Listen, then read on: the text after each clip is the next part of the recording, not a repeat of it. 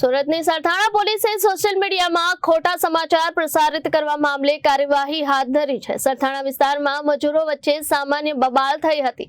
જો કે એક વ્યક્તિએ ઘટનાનો વિડીયો બનાવી તેમાં એક વ્યક્તિનું મોત થયું હોવાનો અને અન્યને ઈજા પહોંચી હોવાનો ખોટો દાવો કર્યો હતો।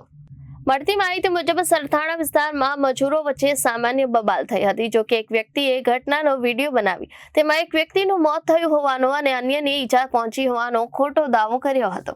પોલીસ તપાસમાં સ્પષ્ટ થયું છે કે આ ઘટનામાં કોઈની હત્યા થઈ નથી અને વિડીયોમાં કરવામાં આવેલા દાવા ભ્રામક હતા। સમગ્ર મામલે સરથાણા પોલીસે વિડીયો બનાવનાર વ્યક્તિની અટકાયત કરી છે। બાદમાં વિડીયો બનાવનાર ઇસમ પોલીસ સ્ટેશને હાજર રહી પોતાની ભૂલ સ્વીકારી અને માફી માંગી હોવાનું પણ જાણવા મળ્યું છે। પોલીસે નાગરિકોને અપીલ કરી છે કે સોશિયલ મીડિયામાં કોઈ પણ માહિતી શેર કરતા પહેલા તેની સત્યતા ચકાસવી જોઈએ અને અફવાઓથી દૂર રહેવું જોઈએ।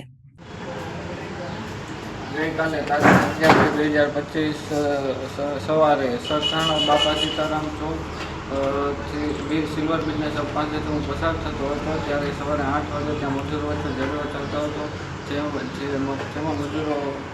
જેમાં મજૂરો ઝઘડો કરતા હતા। તેમાં મેં લખ્યું હતું કે એકનું મોત ને બેને ઘાયલ લીધા। જે વસ્તુ ખોટી છે મિત્રો તો આ ખોટા વિડીયોઝ તમે સોશિયલ મીડિયામાં પસાર કરશો ને જે બધું માફી માગું છું। કાયદામાં રહેશો તો ફાયદામાં રહેશો।